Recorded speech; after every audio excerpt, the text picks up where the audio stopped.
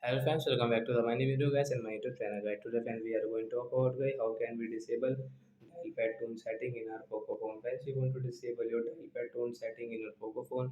So how can you disable today? I will show you guys this dialpad tone guys you don't like and you want to disable. You don't want to use this setting. You can disable it easily.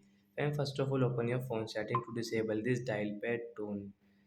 After on phone setting guys, you can see this type of setting guys. Scroll it guys, you can see guys your sound and vibration guys. Tap here. Then guys again scroll. Once you can see your additional setting guys. Tap here. Once you can see your dial pad tone guys, we will right side tap here to disable. Then guys this sound will not work in our Poco phone guys.